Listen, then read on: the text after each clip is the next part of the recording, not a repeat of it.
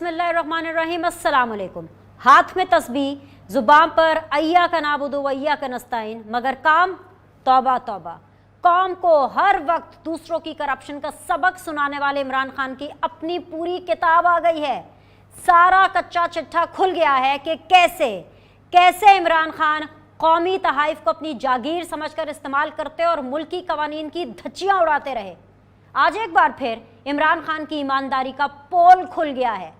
पता चल गया है कि कैसे इमरान खान ने 3 नायाब घड़ियां, जिनकी मजमूई मालियत 15 करोड़ रुपए से भी ज्यादा बनती थी, औने पौने बेचकर 3.5 करोड़ रुपए कमाए। सरकारी दस्तावेजात से इंकशाफ हुआ है कि पाकिस्तान को रियासत मदीना बनाने के दावेदारों ने कौम का पैसा कितनी बेदर्दी से लूटा। कौम को लंगर खाने देते रहे और खुद रोलेक्स की शाही घड़ियां बेचकर मालदार होते रहे। सुप्रीम कोर्ट से इकलौते सर्टिफाइड सादिक और अमीन की सदाकत का अंदाजा इस बात से लगाइए कि तोशा खाना की अमानत घड़ी, जिसकी मालियत 15 करोड़ रुपए से भी ज्यादा बनती थी, इस्लामाबाद के एक लोकल दुकानदार को आधी कीमत यानी 5 करोड़ रुपए में बेच दी गई। वो कहते हैं ना, माले मुफ्त दिले बेरहम। जी हाँ, बिल्कुल ठीक कहते हैं। मुफ्त का माल था, 15 करोड़ की चीज 5 करोड़ में बेच दी गई और सरकारी खजाने में 2 करोड़, जी हाँ 2 करोड़ जमा करा के बाकी 3 करोड़ बनी गाला ले गए। बिल्कुल उसी तरह दीगर 2 घड़ियां भी सस्ते दामों बेचकर मामूली सी रकम सरकारी खजाने में जमा कराई और बाकी रकम खुद ले उड़े। इमरान खान कौम को हजरत उमर फारूक रजी अल्लाह ताला अन्हु के कुर्ते की मिसालें सुनाते रहे और खुद कौमी खजाने से करोड़ों की घड़ियां उड़ाते रहे। अस्सलाम वालेकुम नाजरीन, मेरे साथ आज सीधी बात में बने हुए हैं जी सेनेटर राना मकबूल साहब, PMLN से उनका ताल्लुक़ है। अस्सलाम वालेकुम, खुश आमदीद। मुझे ज्वाइन कर रहे हैं वेरी ऑनरेबल अमजद खान न्याजी साहब, फॉर्मर MNA हैं, रहनुमा है पाकिस्तान तहरीक इंसाफ के। पाकिस्तान पीपल्स पार्टी से भी हम उनकी सेन वॉइस लेने की कोशिश करेंगे। लेकिन न्याजी साहब अस्सलाम वालेकुम, आपसे मैं आगाज़ करना चाहूँगी। न्याजी साहब, आपको आवाज़ आ रही है? सवाल रखूँ? जी बिल्कुल, आप रखें। बहुत शुक्रिया। न्याज साहब, क्या कहूँ, किस्मत कहूँ या इत्तेफाक कहूँ कि जब आप मेरे शो पर आते हैं उस दिन तोशा खाना की कोई ना कोई कहानी होती है। एक वो घड़ी थी जिसके बारे में हमने पिछले प्रोग्राम में डिस्कस किया। ये 3 घड़ियां उनसे अलग हैं। सादा सवाल मैं नहीं, कौम पूछ रही है आपसे। कौम यह जानना चाहती है, आप मिसालें देते थे शरीफ्स की और जरदारीस की करप्शन की, आप मिसालें देते थे रियासत मदीना की, लेकिन आप तो घड़ियां वो भी अपनी ओरिजिनल कीमत पे नहीं, तोहफे में मिली घड़ियां आधी कीमत पर औने पौने दामों बेचकर आप महीना अपना पूरा करते रहे, कमाइयां करते रहे। सर बिस्मिल्लाहिर्रहमानिर्रहीम। बिनेश, काश मीडिया जो आज उछल के खान की घड़ी खान ने ले ली और आप बयान कर रहे हैं, खान ने कौन सा ऐसा, मुझे ये बताएं कि क्या खान ने जो रूल्स एंड प्रोसीजर्स हैं जो उन्होंने है उसको फॉलो नहीं किया। इससे पहले हमेशा जो आप अगर रिकॉर्ड निकलवा के देखें, लोगों ने तो पैसे ही नहीं दिए तोशे खाने वाले को, जो तोहफे मिले जेब में डाल के चले गए। ये पहली दफा हुआ कि रिकॉर्ड पे चीजें लाई गई और अपना उसके मुताबिक जो है पहले 15% था उसको 50% पे लेके गए। ये इमरान खान ही ऐसा, काश के आप जितना आज उछल के आज आप रहम कर रहे हैं, अगर ये आप दवाई लेने वाला जो आज तक वो ये नहीं बता सका कि ये वो जराए हैं जिनके जरिए मैंने माल कमाए हैं और ये मेरे तो कोई पाकिस्तान में भी प्रॉपर्टी, क्या UK में क्या पाकिस्तान में प्रॉपर्टी कोई नहीं है, उसके बारे में अगर इतनी जोर से और इतनी शतमर्ज से काश पूछा होता ना तो पाकिस्तान को जवाब भी मिल जाता। तो थोड़ा सा हौला हाथ रखें, पाकिस्तान को ऐसे ना बनाए कि खाने को मुल्क लूट के लेके गए। खान ने अल्हम्दुलिल्लाह एक प्रोसीजर के तहत अगर कुछ लिया है तो कौन सा गुनाह ठीक है जिसको आपने इतना बड़ा बना के। अच्छा न्याज साहब, मैं आपको प्रोसीजर बता देती हूँ। जो प्रोसीजर आपने मुझे बताया, मैं सिर्फ आपको बेनिफिट ऑफ डाउट देते हुए कि आपको शायद मुकम्मल प्रोसीजर नहीं पता होगा, असल में कानून प्रोसीजर क्या है। सर मुझे अलाउ तो करें, सिर्फ इबाहम ना रहे। नहीं पता तो मुझे फिर पॉलिटिक्स छोड़ देनी चाहिए। चलिए मैं मान लेती हूँ सर, आपको पता है तो फिर तो आपको कहना ही नहीं चाहिए कि रूल प्रोसीजर के थ्रू दिया है। मैं कौम को तो बताने का मुझे मौका दें कि प्रोसीजर ये है कि घड़ी या कोई भी तोहफा कि दवाई लेने वाले। जी सर वो आप है ना बताने के लिए, सर आप है ना बताने के लिए, वो भी हम बता रहे हैं।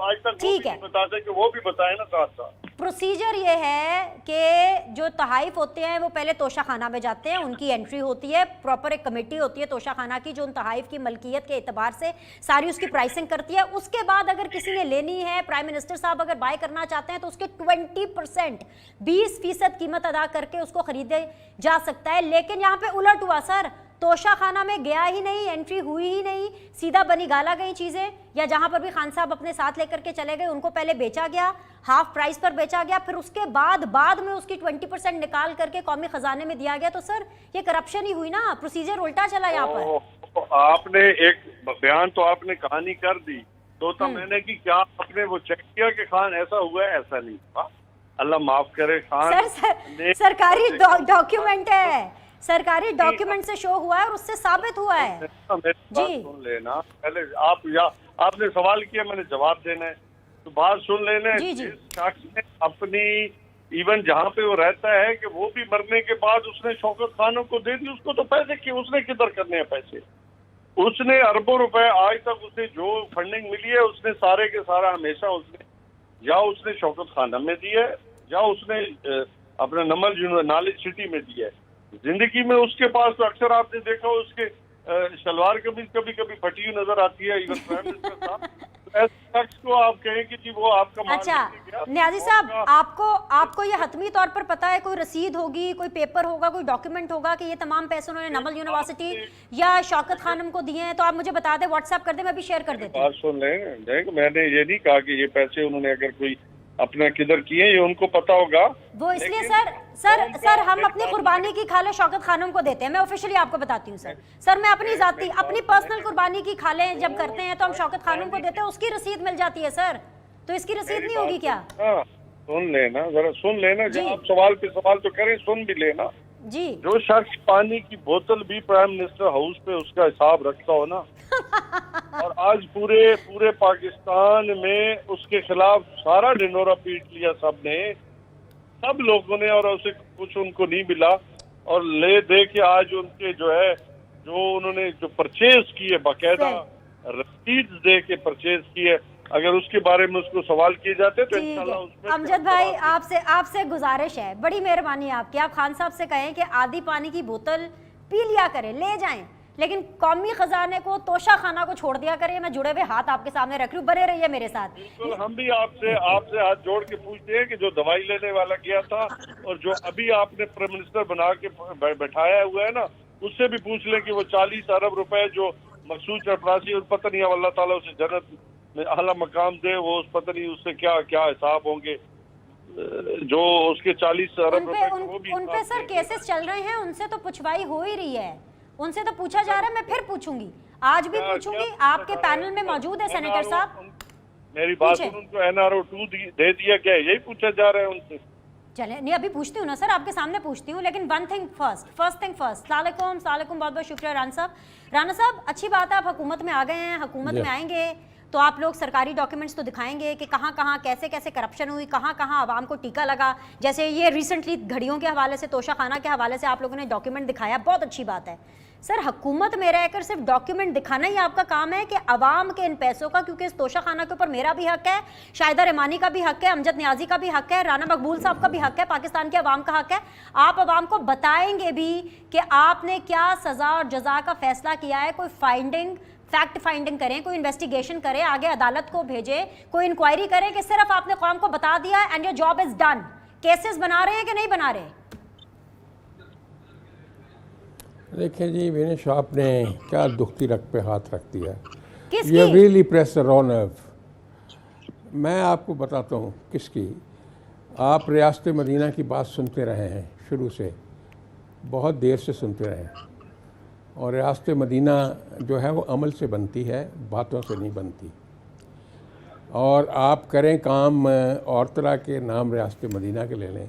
अलामा ने क्या खूबसूरत शेर कहा था इसके ऊपर कि किसे ख़बर के लेके चिराग मुस्तफ़ी, किसे ख़बर के लेके चिराग मुस्तफ़ी, जहाँ में आग लगाती फिरेगी बूला हबी।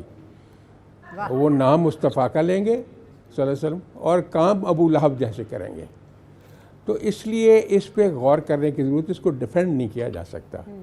हमारी क्या इज़्ज़त रहेगी सऊदी अरब की हुकूमत के सामने और प्रिंस के सामने, जब दुबई की मंडियों में वो तोहफ़ा जो बिकता रहा जो वहाँ नहीं जाना चाहिए था। हमें इस बात को देखना भी चाहिए, मानना भी चाहिए। आपने दूसरी बात कही है इसके ऊपर प्रोसीडिंग, वो मेरे ख्याल प्रोसीडिंग तो स्टार्ट हो गई हैं, शायद इसके ऊपर एक रेफरेंस भी जा रहा है और वो चला जाएगा कोर्ट में और फेस भी करेंगे जिन्होंने ये किया है। बाहर सूरत जिस कमेटी का मैं चेयरमैन हूँ वो कमेटी भी इसको देख रही है, तोशा खाना उसका सब्जेक्ट है जो कैबिनेट कमेटी है। अच्छा। तो इसलिए ये सारा कुछ होगा, कोर्ट में भी जाएगा, सारा कुछ होगा। लेकिन अफसोसनाक बात यह है कि हमने नबी सल्लल्लाहु अलैहि वसल्लम का नाम लिया, रियासत मदीना का नाम लिया और अमल क्या किया। अभी हम ये आप क्या कहते हैं रौज़ा रसूल पे हमने क्या किया। वो अनील मुसर्रत और वो साहबजादा जहांगीर, उन्होंने मेरा ख्याल ज़िंदगी में कभी उम्रा नहीं किया, लेकिन एक ज़िच करने के लिए, इंतकाम के लिए नबी सल्लल्लाहु अलैहि वसल्लम के रौज़ा पाक पे जो कंडक्ट शो किया गया है उसको कोई डिफेंड कर सकता है? सच्ची बात तो ये है। इसलिए बाहर सूरत अपने अमाल पे गौर करना चाहिए, कुछ इंट्रोस्पेक्शन करना चाहिए, कुछ थोड़ा बहुत अपना रीअप्रेजल करना चाहिए, अपने अमाल को दुरुस्त करना चाहिए। ये ज़िंदगी बड़ी मुख्तसर है, इसमें बहुत बड़े दावेदार जो हैं वो करते करते चले जाते हैं, अकाउंटेबिलिटी तो वहाँ भी होनी है। इसलिए मेरी गुजारिश ये है कि इस पर पूरी सीरियसनेस के साथ अपने अमाल को दुरुस्त करने की कोशिश करनी चाहिए। ठीक है, वापस आती हूँ, ज़रा पीपल्स पार्टी को शामिल करो। अस्सलाम वालेकुम शाहिदा रहमानी साहिबा, आपका फ्रेम भी ओके है और मैं उम्मीद करती हूँ कि आपको मेरी आवाज़ भी ओके आ रही होगी। अगर ओके है सब कुछ तो मुझे बताइएगा, मैं सवाल रखती हूँ आपके सामने। जी बिल्कुल, वालेकुम अस्सलाम। बिल्कुल आपकी आवाज़ क्लियर आ रही है। अब आप बताएं, मेरी आवाज़ आ रही है आपको? बिल्कुल बिल्कुल जी, ज़बरदस्त आ रही है, आपकी आवाज़ भी आ रही है और आप लोग मुत्तहिदा हुकूमत में जो आवाम की चीखें निकलवा रहे हैं ना वो भी पता चल रहा है। बजट के ऊपर मैं बाद में आती हूँ क्योंकि आप नेशनल असेंबली में आज मौजूद थी, मैं उसके हवाले से बाद में बात करती हूँ। पहले तो मुझे ये बताएं कि ये जो अपनी अपनी स्कीमों के लिए जितनी भी इत्तेहादी पॉलिटिकल पार्टीज़ हैं वो शहबाज शरीफ साहब की स्कीम को ख़राब करने की कोशिश में है, जैसे कि MQM। और इसलिए आपसे इसका MQM का सवाल पूछ रही हूँ क्योंकि आप लोग गारंटर हैं। वो जो आपके इलेक्शंस हुए हैं वहाँ पर 14-15 अजला के अंदर, सिंध के अंदर, उसमें आपसे सेटिस्फाइड नहीं है। वो कैटेगोरिकली MQM ये कह रही है कि अगर हमारे मुतालबात नहीं माने गए we are gonna sit on the opposition benches. सुनवाइए जी वो क्या कह रही हैं, मुझे बताइएगा इसके बाद, सुनने के बाद, कि आपने इसको हल करने का क्या तरीका निकाला है। सुनवाइए। मुंतखब करके भेजा है, किसी एरे गैरे नत्थु खैरे की मिन्नतें करने के लिए नहीं भेजा है। ये वजारतें, ये सीटें सर ये इसलिए मिलती हैं कि आदमी इज्जत बनाए, काम करे। ये सीटें पाने के बाद अगर इज्जत भी नहीं मिले तो उसके ऊपर हम थू करते हैं। और मैं सर यहाँ एक शख्स मौजूद है जिसकी वजह से मेरे शहर हैदराबाद में वो चीज़ें नहीं हैं कि जो हमारी ज़रूरियात हैं। हमारा एयरपोर्ट बंद है, हमारा PA का ऑफिस बंद है, हमारे रेलवे लाइन पे रोज हादसे होते हैं, हमारे रेलवे लाइन पे बम फटते हैं। लेकिन जो 3.5 महीने में जो रेलवे पीछे गई है, जो एयरलाइन पीछे गई है, उसका कोई जवाब देने वाला नहीं है। और लोग यहाँ मिनिस्टर सर मौजूद नहीं है। मैं इनके रवैये के खिलाफ, इनके बातों के खिलाफ वॉकआउट करता हूँ और ये बता के जा रहा हूँ कि इनके होते हुए ना असेंबली चल सकती है ना हुकूमत चल सकती है। हमने जो अपनी कीमत अदा की है ना, जो सियासी कीमत अदा की है, आज वो भुगत रहे हम सिंध में भी।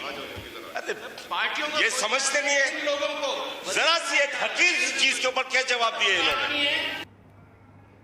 जी शाहिदा रहमानी साहिबा, आपने गुस्सा देखा, एग्रेशन देखा, इज्जत नहीं दे रहे हैं। आप समझते नहीं है कि उन्होंने क्या सियासी कीमत अदा की है। कैसे मनाएंगे इनको?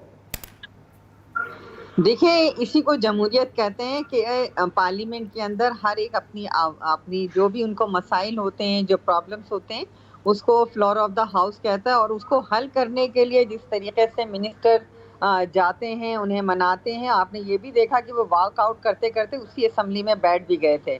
तो ये तरीका होता है, ये नहीं होता कि आवाज़ को दबाया जाता है या छुपाया जाता है। ठीक है, आवाज़ उन्होंने उठाई, उनके जो भी ग्रेवेंसेस थे इंशाअल्लाह ताला उसको मिलकर हल करेंगे। और यही वजह है कि वो पार्लियामेंट में बैठे हुए हैं। उनके भी तहफ़्फ़ुज़ात होंगे, दूसरों के भी होंगे। ये चूँकि आपको पता है कि इत्तेहादी हुकूमतें, इत्तेहादियों में अभी हुकूमत को बने हुए 2 महीने हुए और 3rd मंथ ये जून जो बजट का सेशन है, बजट सेशन में आपको पता है कि बजट में सब मसरूफ़ होते हैं। इंशाअल्लाह ताला सबके तहफ़्फ़ुज़ात भी दूर होंगे और ये गवर्नमेंट अपनी मुद्दत भी पूरी करेगी। और ऐसा सच कुछ नहीं, ये जमहूरियत का हुस्न होता है कि हर एक अपनी अपनी बात कहता है। किसी पे कोई पाबंदी नहीं है। और इस मुल्क में ये बड़ी खुशकिस्मती है कि पहली मर्तबा जमहूरी हुकूमत एक वोट ऑफ कॉन्फिडेंस के जरिए पार्लियामेंट के थ्रू तब्दीली आई है और बहुत बेहतरीन अंदाज से चली। ठीक है, आपने चीखें निकालने की बात की, तो वो पिछली हुकूमत जो करके गई है उसके बोए हुए को काटना है। अब इंशाअल्लाह ताला आप देख रहे हैं कि चाइना ने, IMF ने वो तमाम जो खदशात है दूर किए हैं और कर्जे मिल रहे हैं, और एक दफ़ा मिल जाए। और कल प्राइम मिनिस्टर साहब ने ये भी कहा कि कर्जा मिलना बड़ी बात नहीं है, असल चीज़ है कि हम खुद एतमादी के साथ जब भी चल सकते हैं जब हम बगैर इस मुल्क से कर्जों को उतार दें और मुल्क को, मईशत को सही सिमत में चलाएं। तो इस वक्त मैं समझती हूँ तमाम दीरिक सियासतदान सर जोड़कर बैठे हैं, हुकूमत में बैठे हैं, और इंशाअल्लाह ताला इस डूबती हुई कश्ती को जिस भंवर से निकाला जा रहा है उस मुल्क को तरक्की के रास्ते पे भी डाला जाएगा। सर मुझे नहीं पता शायदा कि मुल्क तरक्की के रास्ते पर जा रहा है, कैसे जाएगा, लेकिन अवाम तरक्की के रास्ते पे बिल्कुल नहीं जा रही है। आपने बात की कि पिछली हुकूमतें जो बोकर गई हैं वो हम काट रहे, नहीं। पिछली हुकूमत ने, अगर ये मैं लेवी की बात करूं पेट्रोल के ऊपर, वो 50 रुपये पर लीटर आप लोगों की हुकूमत ने किया है, आप लोगों ने किया है। IMF की आप दुहाई दे रहे थे, पिछली हुकूमत पाकिस्तान तहरीके इंसाफ ने वो 30 रुपए पर लीटर पर छोड़ा था। ये 20 रुपए एक्स्ट्रा लेवी जो पेट्रोल की है वो आप लोग दे रहे हैं पर लीटर के पीछे। लोड शेडिंग के जो खत्म करने के जो दावे हैं ना, वो भी मैं आपको सुनवा देती हूँ, फिर ये मेरा जवाब जो है ना, आप दोनों मुझे हुकूमती जमात इसका दीजिएगा। जरा सुनवाइए जी, दावे कैसे हैं इनके लोड शेडिंग खत्म करने के। को लगता था कि 8 घंटे की और 12 घंटे की लोड शेडिंग खुदा जाने कैसे खत्म होगी। हमने जो 8 घंटे और 12 घंटे वो हमने उसको मुकम्मल तौर पर उस लोड शेडिंग को ख़त्म करके ये बात साबित की है कि जो मौजूदा वसीउल बुनियाद जमहूरी हुकूमत है उसमें वो सलाहियत है, उसमें वो महारत है और उसमें मेहनत का वो जज्बा है और आवाम के साथ कमिटमेंट है। 6 से 15 जून तक 3.5 घंटे लोड शेडिंग की जाएगी। 16 से 24 जून के अंदर अंदर दुरानिया लोड शेडिंग का इंशाल्लाह 3 घंटे हो जाएगा। 30 जून तक 2 घंटे जो लोड शेडिंग है उसका दुरानिया आ जाएगा। जनाब शाहिदा रहमानी आपसे शुरू करें, क्या करेंगे आप? बिनिश बात ये है कि आपने देखा कि पहले भी कुछ निजी टीवी चैनल्स पे ऊपर प्रोग्राम्स हुए कि गैस को बर वक्त नहीं खरीदा गया जब आलमी मार्केट में गैस प्राइसेस जो थे कम थे और 3 से 6 डॉलर पे थे, जब भी नहीं लिया गया और ये शोर मचाया उस वक्त भी कहा जा रहा था कि ये अफवाहें हैं कि गैस की शॉर्टेज होगी। जब गैस के अब जब गए हैं जहाँ यूरोप ने, आपने देखा कि पूरी जो है गैस को खरीद लिया गया है। और आप ये देखें कि जिस तरीके से अभी बताया गया कि तमाम यूरोपीय कंट्रीज ने गैस को ले लिया है। ईरान यूक्रेन और रशिया की जो वॉर चल रही है उसके अंदर जो क्राइसिस आया और उससे पहले हुकूमत की ये हिकमत अमली होती है कि वो ज़्यादा से ज़्यादा अपना जो है ज़ख़ीरा पूरा करती है, लेकिन पिछली हुकूमत ने ऐसा नहीं किया जो ये खमियाजा भुगता जा रहा है। बिल्कुल इसमें कोई गलत बात मैं नहीं बता रही, जो हकीकत है उसी को बयान कर रही हूँ कि ये भी वो उसी की वजह से आज पूरी कौम जो है खमियाजा भुगत रही है। आपने देखा कि जो खुदनी तेल है उसकी वो इस मुल्क में शॉर्ट हो गया था और ख़त्म हो गया था, लेकिन उसका भी क्रेडिट जाता है हमारे जो इंडस्ट्री मिनिस्टर हैं मुर्तज़ा महमूद साहब को कि वो खुद गए हैं अपने खर्च पे, उन्होंने वहाँ, और प्राइम मिनिस्टर ने इंडोनेशिया के सदस्य से बात की है और अब जाके वहाँ खुदनी तेल की बड़ी तादाद पहुँच गई जो मुल्क एक जी। तो ये सारे काम गवर्नमेंट कर रही है। अपने मिनिस्टर को क्रेडिट देना चाहती हैं आप? किस मिनिस्टर को क्रेडिट देना चाहते हैं राना मकबूल साहब, जिन्होंने ये तो कहा था कि 2 घंटे हो जाएगी लोड शेडिंग, लेकिन अब 14 घंटे पर पहुंच गई है, कम होने से ज्यादा मजीद बढ़ गई है और 15 जुलाई की नई डेडलाइन आ गई है। सर बताइए किसको क्रेडिट दूं? मैं भी दे देती हूँ प्रोग्राम में। देखें जी, ये एबनॉर्मल हालात हैं, अनयूजुअल कंडीशंस हैं और कुछ अनफोर्सिन भी इश्यूज आए कि जो गैस पाकिस्तान ने ख़रीदनी थी उसको यूरोप के लोग पड़ गए। यूक्रेन की वॉर का बड़ा नेगेटिव इफ़ेक्ट हुआ है, लेकिन उससे पहले जब इसका स्टॉक लेना था गैस का, जैसे शाहिदा रहमानी साहब फरमा रही थी, वो बिल्कुल दुरुस्त है। मैं चूँकि बार बार मैं अपनी कमेटी की हम इसको पैरूज करते हैं, हम इसकी इंक्वायरी भी कर रहे हैं। अच्छा। कि जब जनवरी 2021 में गैस मिल रही थी $4 पर यूनिट तो नहीं ली गई।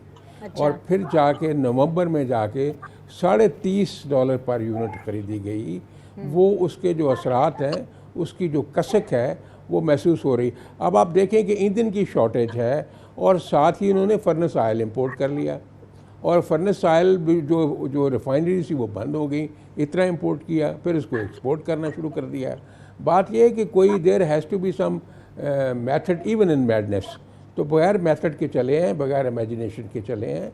इस वजह से ये जो एक पैच आया, सॉरी टू से sir, but the only method, आप देखें, the only method which this government has is कि आवाम पर बोझ डालें। आपके पास भी तो सर यही मेथड है ना, और कोई मेथड नहीं है। नियाजी साहब, आप हैं मेरे साथ? देखें वो बोझ, मैं आपको अर्ज करता हूँ, बोझ कम होता जाएगा।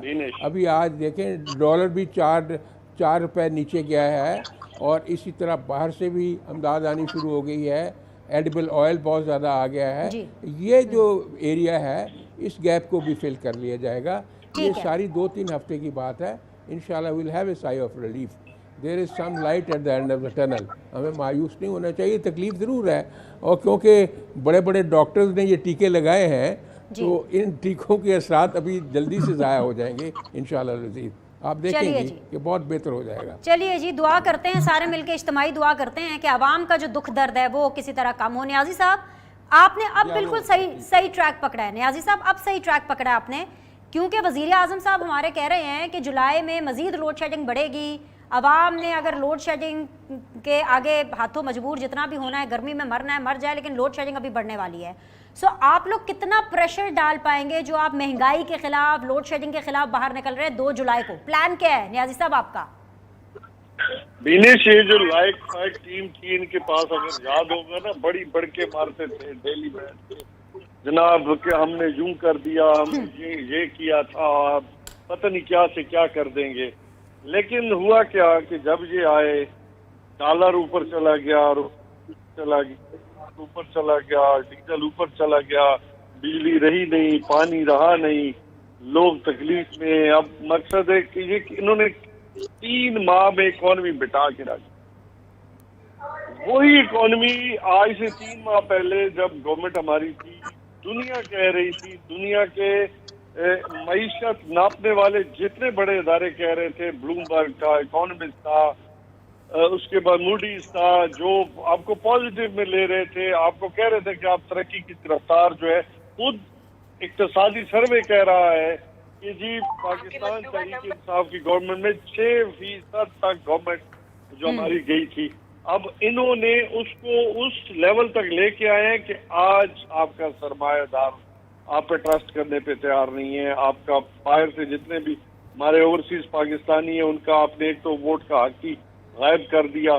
जब उनको आप वोट का हक नहीं देंगे, उसके नोट के साथ, वो कहते हैं हमारे नोट के साथ तो दिलचस्पी है, वोट के साथ क्या हमने गुनाह किया है। वो आपने उनका जो है ट्रस्ट डेफिसिट पे आप उनको डाल दिया है, न उनकी आपने इज्जत रखी है, न अपनी इज्जत रखी है कि अमेरिका की दुम पे चढ़ आए, चलो पाँव पड़ते, कुछ डॉलर भी लेके आते, वो भी नहीं ला।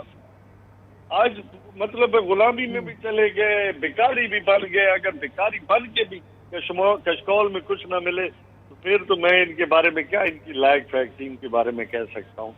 बाकी इनकी कारकर्दगी इनके सामने, आज जितनी लोग तकलीफ में हैं, पाकिस्तान की तारीख में इतने लोग तकलीफ में नहीं है। ठीक है, मुझे एक ब्रेक लेने की इजाजत दीजिए। एक ब्रेक लेते हैं, ब्रेक के बाद वापस आएंगे। तीनों पैनलिस्ट मेरे साथ बने रहेंगे और इनसे हम गुफ्तगू बिल्कुल करेंगे जो ज़िमनी इंतखाबात होने वाले हैं 17 जुलाई से ऑनवर्ड्स पंजाब के अंदर, 17 जुलाई को इनफैक्ट, और उसमें हम बिल्कुल ये बात करेंगे कि किस तरीके से प्री पोल रिगिंग हो रही है हुकूमत की तरफ से और ऑपोजिशन किस तरह से सरेंडर कर रही है, ये भी आपके सामने रखेंगे। इस छोटे से वक्फे के बाद हमारे साथ रहिएगा। बिस्मिल्लाहिर्रहमानिर्रहीम, अस्सलाम वालेकुम। आप देख रहे हैं सीधी बात बीनर सलीम के साथ, और इस टाइम पर सीधी बात जोन में मेरे साथ बने हुए हैं अमजद खान नियाजी साहब पाकिस्तान तहरीक इंसाफ से, शाहिदा रहमानी पाकिस्तान पीपल्स पार्टी से, सेनेटर राना मकबूल साहब PMLN से। नियाजी साहब, वो कहते हैं ना आहिस्ता आहिस्ता, अंग्रेज़ी की मिसाल है the cat is coming out of the bag. तो आहिस्ता आहिस्ता वो तमाम राजों से या माजी के पन्नों से पर्दे उठते चले जा रहे हैं। आप लोग कहते हैं कि जी आप लोगों को कैसे हराया गया माजी में, या किस तरह से आपके खिलाफ जो है वो प्लानिंग की जा रही है हाल में आप लोग को हराने की। असल वजह जो है आप लोगों की हार की माजी में, वो क्या रही है? वो कोई तीसरा फैक्टर, कोई बैरूनी फैक्टर नहीं था। विद इन योर पार्टी, आपके अंदर से ही, आपके अपने बेंचेस से ऐसे लोग आ रहे थे जो कि आपकी पार्टी को हरवा रहे थे। ये मैं नहीं कह रही हूँ, ये आपकी पार्टी के वाइस चेयरमैन कह रहे हैं। वो क्या कह रहे हैं ये जी शाह महमूद कुरैशी साहब को सुनवाइए। अब मेरी अपनी पार्टी ने साजिश की और 2018 में मुझे यहाँ से सूबाई असेंबली का मेंबर हरवाया। किसने? पीटीआई ने। बरमला कह रहा हूँ, और खान को भी कहा है, आज पंजाब की ये कैफियत ना होती अगर शाह महमूद यहाँ से एमपी होता। 217 वालों जागो, जागो। मुझे क्या फर्क पड़ा, मैं तो वजीर खारजा बन गया। तुम्हें फर्क पड़ा, तुम्हें फर्क पड़ा, मुल्तान को फर्क पड़ा, जनूबी पंजाब को फर्क पड़ा। अगर ये आपका अंदाज नहीं है सोचने का, गुजर जाएगा 17 तारीख, कोई फर्क नहीं पड़ता। मुझे लोगों ने कहा मत लड़ाओ जैन को, वाइस चेयरमैन का बेटा हार गया, बड़ी बेइज्जती होगी। मैंने कहा नहीं, कुछ जंगें होती हैं जो लड़ी जाती हैं सिर्फ जीत के लिए नहीं। जी नियाजी साहब, आप अवाम को ट्रक की बत्ती के पीछे लगाते हैं कि जी आपको किसी बैरूनी हाथ की वजह से हराया गया है, लेकिन असल में आपकी अपनी पार्टी आप लोगों ने खुद हरवा दिया वाइस चेयरमैन शाह महमूद कुरैशी साहब को। वो कह रहे हैं ना कुछ जंगें लड़ी जाती हैं, जीत के लिए नहीं, सिर्फ लड़ाई के लिए, समझें। बिनेश शाह महमूद कुरैशी साहब ने चूंकि लोकल लेवल पे कई मसाइल थे, जिसकी वजह से उन्होंने बिल्कुल सही बात की। उन्होंने कहा कि हमें वहाँ पे कुछ अगर काली भेड़ें थी जिनकी वजह से उनको ये सीट हरवाई गई प्रोविंस लेवल पे, तो अलग बात है। बाकी आपके सामने इसीलिए तो आज खान साहब की जो सबसे पाकिस्तान तहरीक इंसाफ की जो डिमांड है वो इलेक्शन नहीं है। पाकिस्तान तहरीक इंसाफ की, मेरी बात समझें, पाकिस्तान तहरीक इंसाफ का जो डिमांड है वो इलेक्शन नहीं है, साफ और शफाफ इलेक्शन है। अच्छा अच्छा अच्छा। अगर आपने झुरलू धांधला करना है तो फिर इस इलेक्शन करने का फायदा कोई नहीं। फिर आप मार्शल लॉ लगा लें, सिविल मार्शल लॉ लगा लें। धांधला ही करना है तो फिर नॉमिनेशन दे देना। फिर उनको ये कहना कि जी ये आपके मुंतखब नुमाइंदे, मुंतखब कहाँ हैं? अगर आपने डीसीज, डीपीओस के जरिए और आरओस के जरिए ही इलेक्शन जीतने हैं तो अल्लाह ही हाफिज है फिर ना। तो ये बिल्कुल उन्होंने ठीक कहा है। तो फिर सर आप आवाम को सच बताएं ना। आप आवाम को तो ये कहते हैं ये प्री पोल रिगिंग कर रहे हैं, ये पहले कर लेते हैं, नून लीग करती है, पीपल्स पार्टी करती है। आप ये बताएं कि हमारे पार्टीज के अंदर है। मेरी बात देखो, वो तो एक सीट की बात कर रहे हैं, मैं बाकी कोई हर जगह पे एक जैसे, तो आप जिस तरह हाथ की उंगलियां एक जैसी नहीं होती ना, हर जगह पे डायनामिक्स मुख्तलिफ होते हैं। चलिए आपकी फरमाइश पे राना साहब वो शॉर्ट आपका तैयार है। अच्छा मेरी बात सुने ना, मेरी बात सुने, मीर जाफर और मीर सादिक हर जगह है, हर सतह पे है। सर ये जो आप हिस्ट्री को ले आते हैं ना बीच में, और ये जो आप इस्लाम को भी ले आते हैं बीच में, ये बड़ी अजीबोगरीब सी सूरत हाल हो जाती है। सर आपकी पार्टी के अंदर भी तो ये लोग हैं ना, सिर्फ दूसरी पार्टी में थोड़ी, सिर्फ आप ही की फरमाइश पे। सिर्फ ऐसे चलाना नहीं था, लेकिन चले अब आपने बात कर दी तो मैं चला लेती हूँ। उसके बाद राना मकबूल साहब के पास जाऊंगी। आपने कहा था एक हल्के की बात, दूसरे हल्के की बात मैं आपको बता देती हूँ, विच इज PP7। सर ये PP7 वो हल्का है जहाँ पे साबिक DG ISI जहीरुल इस्लाम साहब कैंपेनिंग कर रहे थे। कैंडिडेट कौन है वहां पे जी? PTI के उम्मीदवार है कर्नल रिटायर्ड शबीर अवान साहब। जरा सुनिए वो क्या कह रहे हैं, सुनवाइए जी। मुस्लिम लीगी है जो उसको वोट करेंगे, ये पुलिस रात पे खड़े होंगे और मैं उधरूंगा, मैं उससे पूछूंगा कि वोट कौन की अमानत थी, क्या तुमने इसमें खयानत की नहीं की है? क्या जवाब देंगे ये? उधर जनाब थले जान के सीधे इनसे पूछे कि तौबा करे और उसको वोट न दे। अगर वोट दी तो सीधा जन्नत में जाएंगे, क्यों खयानत है। जी नियाजी साहब, वैसे मैं क्या कहूँ आपसे, इसी को तो रिलीजन कार्ड कहते हैं और क्या कहते हैं। मुझे तो ये भी समझ नहीं आती वैसे बड़ी माजरत के साथ कि पाक फौज में कैसे कैसे लोगों को भर्ती किया गया था। इस टाइम पर ये रिटायर्ड हैं, as of now he is the candidate of Pakistan Tehreek Insaf, और कैसी बातें कर रहे हैं नियाजी साहब। अब इसकी क्या जस्टिफिकेशन है? ये अब दूसरा हल्का है, हम मुल्तान से बाहर निकल आए हैं, अब इसका बताएं मुझे। मेरी बात फिर समझे, लोकल सतह पे कैंडिडेट एक होती है पार्टी विजन, पार्टी विजन मुख्तलिफ होता है। लोकल सतह पे वो कहते हैं ना everything fair and love and war. तो आप जंग में जब जा रहे होते हैं ना, तो उसके जो कैंडिडेट है वो अपने हिसाब से वहां पे लड़ता है, उसे अपने हिसाब से वो अपनी गेम करता है, या वहां पे उसके लिए जो मध्य मुकाबले वो भी तो देखे ना वो क्या कर रहे हैं। आप लाहौर का हल्का नहीं तो फिर आप न्यासा फिर आप कंप्लेन ना करें, फिर आप कहेंगे जब आपके साथ होता है आप रोना शुरू कर देते हैं, हमें राना सनाउल्लाह ने मारा। If everything is fair in love and war तो सर फिर बर्दाश्त करें, हौसला करें, फिर आप रोते क्यों हैं, शिकायत क्यों करते हैं? फिर क्या मेरी बात सुने, क्या हम कह दें भाई ठीक है जी रिग्ड होता रहा इलेक्शन? अच्छा, जो ये आपके कैंडिडेट पीटीआई के उम्मीदवार ने, कर्नल रिटायर्ड शबीर साहब ने कहा ये ठीक है कि गलत है, बस ये कह दें I am done with you for the show. नहीं, कोई ये पार्टी पॉलिटिक्स, उन्होंने कहा है जो नून लीग को वोट देगा वो जहन्नुम में जाएगा, ये बात ठीक है कि गलत है? तो इधर लोकल सतह पे बहुत सारे लोग पता नहीं क्या से क्या कह देते हैं, तो वो कौन सा मतलब, आज उन्होंने कोई इतना बुरी बात तो नहीं की है। जो लोग आज अमेरिका के दुम पे चढ़ के हमारे ऊपर सरों पे मुसल्लत है, तो उनके बारे में इतनी बात कह देना कोई गुनाह तो नहीं कर दिया उन्होंने। चलिए जी, ये तो बहुत ही शानदार आपने इसका जवाब दे दिया। राना मकबूल साहब और पीपल्स पार्टी की तरफ मैं जान जाऊंगी। राना मकबूल साहब, ये प्री पोल धांधली जो हो रही है ना, जिसका रोना पीटीआई भी रो रही है 17 जुलाई के इंतखाबात को लेकर के, वो ये है कि भाई जिन जिन हल्के के अंदर इलेक्शन होना है ना 17 जुलाई को, वहाँ पे लोड शेडिंग आपने बिल्कुल कम कर दी है। वहाँ पे एक्चुअली लोड शेडिंग 1-2 घंटे की हो रही है। सर इसी को तो प्री पोल रिगिंग कहते हैं। अब आप इस तरह से इलेक्शन जीतेंगे?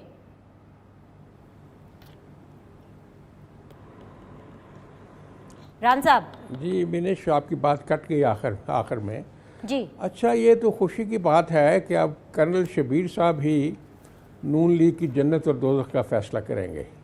ये अब चार्टर उनके हाथ में आ गया है। सुभान अल्लाह, अगर ये कैफियत है और ये सोच का लेवल है। न्याय साहब ने कहा everything is fair and war and love. Yes, ये इलेक्शन जो है ये इलेक्टोरल मोरालिटी होती है, ये एक एथिक्स का मामला है, ये वार और लव का मामला तो है नहीं, ये असूलों के ऊपर चलता है। मैं न्याय साहब को एक ज़रूर अश्योर कराऊंगा, ये भाई हैं तो एक ताल्लुक़ भी है इनके साथ एक लिहाज से। ये कहते हैं वो मार्शल लॉ लगा लें। मार्शल लॉ जो है, जो इस मुल्क का कौम का मोशन है, जिसके ऊपर ये गलत इल्ज़ाम भी लगाते रहते हैं, उसके साथ जुल्म भी किया बीमारी में, उसकी बेगम के साथ भी इन्होंने जुल्म किया, उसको कैद में भी जुल्म किया। ये उस आदमी की कंट्रीब्यूशन है। अगर परवेज़ मुशर्रफ पे आर्टिकल 6 ना वो लगाता तो मार्शल लॉ लग सकता था। अब कोई मार्शल लॉ लगेगा, मैं ये यकीन से कहता हूँ। इसलिए आप बेफिक्र हो जाए न्याय साहब, कोई मार्शल लॉ नहीं होगा, कोई उस तरह की चीज़ नहीं होगी। इसलिए आप धड़ल्ले से इलेक्शन लड़ें, मेहनत करें, अपनी जाके अपील करें लोगों को। अगर वो आपको वोट देना चाहेंगे तो दे देंगे, नहीं देना चाहेंगे तो नहीं दे देंगे। इसलिए इस चीखो पुकार का तो कोई फ़ायदा नहीं है। तो मैं अर्ज़ यही करना चाहता हूँ कि मैदान खुला है, अपनी अपनी कारकर्दगी है जाके कौम को बताएं और उनसे फ़ैसला लें। इसलिए इन तमाम बिला वजह ख़तरात में मुब्तला होने की ज़रूरत नहीं है, ना फ़िज़ा को परागंदा करने की ज़रूरत है, और ना हमें ये जो एथिक्स को, मोरालिटी को वॉर में बदलना चाहिए। ये हौसले की और सब्र की और तदब्बर की का सारा खेल है, उसमें आगे बढ़ें। आप आएँ, देखें और इंशाल्लाह फ़ैसला हो जाएगा। अभी 16 जो है जुलाई को, 17 जुलाई को 20-25 सीटों का फ़ैसला हो जाएगा, तो अवाम फैसला कर देंगे, पता चल जाएगा कि कौन है, किसकी पॉपुलैरिटी है। बाकी आप तैयारी करें जनरल इलेक्शंस की, बहुत ज़्यादा इसमें तरद्दुद की ज़रूरत नहीं है, सिर्फ अपनी लाइन और डायरेक्शन को सही करने की ज़रूरत है। ये मुल्क चूँकि बड़ा मजबूत है, बावजूद के मसाइल हैं, उसी की मैं बात करूँगा जो हमारे मुल्क का मौसम है। अगर वो एटॉमिक कैपेबिलिटी मुकम्मल ना करता तो इंडिया आपको इस्त्री कर देता है, जिसके ऊपर आप हर वक्त करते रहते हैं बातें। अपने मौसलों के साथ जो कौमें ऐसा बातें करती हैं, फिर उनको सज़ा भी अल्लाह की तरफ से मिलती है। इसलिए अपने अमाल पे और अपने अखलाक पे और अपने अफकार पे तासुब की वजह से इसको मिसगाइड नहीं करना चाहिए। अपने आप को ईमानदारी के साथ सोच के फ़ैसले करने चाहिए। तो मेरी दुआ है अल्लाह करे कामयाब हों, अगर इनकी मेहनत ज़्यादा है। लेकिन इस वक्त तक जो है इतने क्राइसिस के बावजूद पंजाब में मुस्लिम लीग ही स्वीप करेगी, ये मेरी अपनी असेसमेंट है। इसलिए कोई नहीं, फिर अगले इलेक्शन की तैयारी कर लेना। चलें देख लेंगे 17 तारीख कौन सी इतनी दूर है। जी शाहिदा रहमानी साहिबा, आप लोगों के बारे में भी, पीपल्स पार्टी के बारे में भी जनरल परसेप्शन तासुर यही है कि आप जो अभी अपने 14-15 अजला के जो इंतखाबात जीते हैं, जिसमें आपने क्लीन स्वीप किया है, उसके अंदर धांधली, धोंस, पावर का इस्तेमाल किया गया है। वहाँ पर जितनी भी पार्टीज़ हैं, let it be MQM, let it be JUI, वो आप लोगों से खुश नहीं है। आज बेशक बिलावल भुट्टो ने फ्लोर ऑफ द हाउस इस इबाम को क्लियर करने की बहुत ज़्यादा कोशिश की, लेकिन उनकी कुछ खास सुनवाई हुई नहीं है। आप इस तासुर को कैसे जाहिर करेंगे? विनीत, देखिए, जब पार्टी कोई हारती है इलेक्शन और तो हमेशा ऐसा ही रोना धोना शुरू होता है, ऐसे ही धांधली के इल्जामात लगते हैं। जिन पार्टीज को जो सिलेक्टेड थे और जो बड़ी भारी तादाद में एमपीए बन के जीते थे, आज उनको वहां पर काउंसलर्स नहीं मिल रहे हैं, चेयरमैन नहीं मिल रहे हैं। और आपने देखा कि पीटीआई की सिंध में कितनी सीटें ऐसी थी जहां पे उनके कैंडिडेट नहीं थे। तो जब अवाम इनको इनकी नाकिस कारकर्दगी, जो झूठे वादे थे, जो इन्होंने एक शराब के पीछे अवाम को लगाया था, वो पहचान चुके हैं कि ना 1 करोड़ नौकरियां मिलनी थी, ना 50 लाख घर, ना बल्कि करप्शन का एक बाजार सरगर्म अमल था और जिसके सबूत जो है वो अब आने शुरू हो गए। अब इन कारकर्दगी पे अवाम इनको वोट तो देने नहीं है। इसी तरीके से पीपल्स पार्टी ने अगर डिलीवर किया है तो लोग उन्हें वोट देते हैं। पीपल्स पार्टी को जितना भी परसेप्शन को खराब किया गया, चाहे मीडिया के थ्रू किया गया, चाहे मीडिया पे बैठ के चंद लोगों ने ये कहा कि जी पीपल्स पार्टी, असल हकीकत ये है कि पीपल्स पार्टी ही वाहिद पार्टी है जो वहां पर आवाम को सेहत की, एजुकेशन की, वहाँ रोजगार की तमाम तर सहूलियात मुहैया की है। और यही वजह है कि पीपल्स पार्टी अपनी कारकर्दगी पर मुतमईन थी और पीपल्स पार्टी को पहले से ज्यादा हर इलेक्शन में अवाम एतमाद कर रही है। तो ये जो हम बैठ जाते हैं और मीडिया पे एक परसेप्शन बनाते हैं कि जी पीपल्स पार्टी के खिलाफ सारी पार्टी मुत्तहिद हो गई है, तो आप वो देख लें कि सब चूचू का जो मुरब्बा था वो सब का सब ढेर हो गया, चाहे वो जीडीए की शक्ल में हो, चाहे वो जेयूआई की शक्ल में हो, चाहे किसी भी। लेकिन वहाँ के अवाम पीपल्स पार्टी पर एतमाद करते हैं और हमें ज़रूरत नहीं है किसी को एतमाद दिलाने की, चूँकि जब अवाम एतमाद करते हैं, आप भारी अक्सरियत लेके आते हैं, तो आपको अवाम के एतमाद पर पूरा भी उतरना होता है। उनको वो तमाम जो उम्मीदें होती हैं उनको वो डिलीवर भी करनी होती है और पीपल्स पार्टी खिदमत पर यकीन रखती है। और यही वजह है कि आज सबसे ज़्यादा बेहतर अंदाज से सिंध अपनी खिदमत जो है वो पेश कर रही है हुकूमत, और यही वजह है कि अवाम उन पर एतमाद कर रही है। ठीक है जी, एक छोटा सा ब्रेक लेते हैं। ब्रेक के बाद फिर हम आएंगे और पंजाब के हवाले से गुफ्तगू करेंगे। फाइनल राउंड ऑफ डिस्कशन होगा, स्टे विद अस। ब्रेक के बाद जी आप लोग को खुशामदीद कहते हैं। अमजद नियाजी साहब, आवाज़ आ रही है सर? जी बिल्कुल आ रही है। हमजा शहबाज शरीफ साहब, आपको लगता है कि वज़ीर आला रहेंगे? क्या कुर्बानी से पहले कोई कुर्बानी हो सकती है? क्योंकि लाहौर हाई कोर्ट ने अपनी कल समात रखी है एंड फैसला मुतवक्के है। अगर मैंने कोई नजरिए जरूरत का फैसला ना आया तो बेसिकली तो वो चीफ मिनिस्टर है ही नहीं। अच्छा, उसकी वजह है कि उनका इलेक्शन कंट्रोवर्शियल, उनकी इस वक्त पोजीशन कंट्रोवर्शियल, मुझे उसको जस्टिफाई, उसका ओथ कंट्रोवर्शियल, उसका नोटिफिकेशन कंट्रोवर्शियल।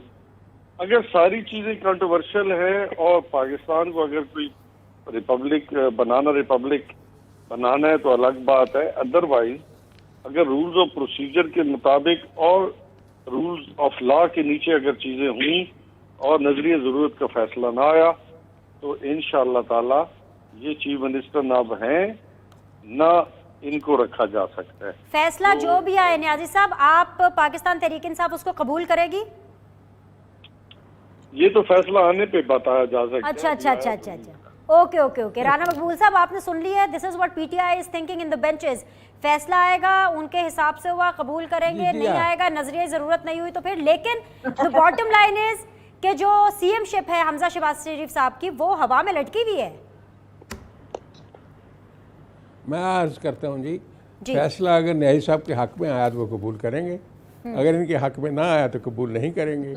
बात यह है कि अब कोर्ट के पास है, लार्जर बेंच को सुन रहा है, सारे के सारे केसेस जो हैं, जो इतराज़ात हैं, जो कंट्रोवर्सीज हैं, सब कोर्ट ने टेकअप की हुई है। कल वो फैसला करेंगे, होपफुली। फ़र्ज़ मुहाल वो फैसला करते हैं कि अभी इंतज़ार करें, जो इलेक्शन होना है उस तक इंतज़ार करें, तो वो करना पड़ेगा। अगर वो कहते हैं नहीं जी दोबारा इलेक्शन कराएँ, तो हम तो तैयार हैं दोबारा इलेक्शन करने के लिए, क्यों नहीं। अब वो चूँकि जब तक हाउस फुल नहीं होता, पूरा सारे मेंबर्स नहीं आते, तो फिर भी इलेक्शन हो सकता है। इलेक्शन ऐसे ही होगा कि पहले वोटिंग होगी पहले राउंड में, तो अगर चूँकि उसमें मेजॉरिटी लेनी होती है हाउस की, तो हाउस की मेजॉरिटी तो हो नहीं सकती क्योंकि हाउस मुकम्मल नहीं है। लेकिन सेकंड राउंड में जो वोटिंग एंड प्रेजेंट मेंबर्स हैं वो वोट देंगे, तो voting and present members vote देंगे, तो ये कहाँ लिखा हुआ है कि हमजा शहबाज शरीफ हार जाएगा? ये किसने कहा है? ये तो वोटिंग बताएगी ना, उसका रिजल्ट बताएगा ना। तो Noon league is prepare to face this, ऐसी कोई बात नहीं है। जो भी फैसला आएगा नून लीग को कबूल होगा? वो बिल्कुल वो करेंगे, क्यों नहीं करेंगे कबूल, ये क्यों नहीं करेंगे, बिल्कुल करेंगे।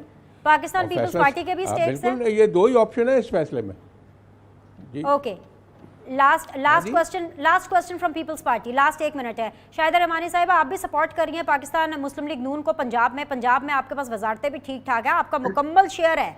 आप क्या समझती हैं कि ये आईनी बहरान किस तरह से हल होगा? जो अदालत फैसला देगी पीपल्स पार्टी को कबूल होगा? देखें जी, जैसे अभी नियाजी साहब ने कहा कि नजरिया जरूरत, यानी इनके हक में फैसला आ जाए तो ठीक है, वरना नजरिया जरूरत। इसी तरह अभी आपने देखा है कि रिटायर्ड जनरल जिस तरह बात कर रहा था, अगर इनके हक में बात कर रहा है तो वो ठीक है, अगर यही वो किसी और पार्टी के हक में करता तो ये अभी शोर मचा रहे होते। तो ऐसा नहीं होता कि आप मीठा मीठा हाँ और कड़वा कड़वा थू करें। असल में इस वक्त जो हमने हमेशा इदारों का एहतराम किया, जो भी फैसला आया कबूल किया, हमारे मुंतखब प्राइम मिनिस्टर को हैंग कर दिया गया हो या यकजुम्बी से कलम निकाल दिया हो, हमने अदालतों पे हमला नहीं किया, हमने जजिस को गालियां नहीं दी, गालियों का ट्रेंड नहीं बनाया, हमने इदारों का एहतराम किया। और आज जो इदारों के साथ हो रहा है, वो जो पीटीआई ने कल्चर किया, वो इंतहाई शर्मनाक है। Let's see what happens tomorrow and let's see what happens in the days to come. सियासी सूरत हाल के हवाले से हम आपको लम्हा अपडेट रखेंगे, आपके साथ मुलाकात रहेगी, फीडबैक का इंतजार रहेगा। आज के लिए मेहमानों का शुक्रिया। सी यू ऑल इंशाल्लाह ऑन मंडे। अल्लाह हाफिज़।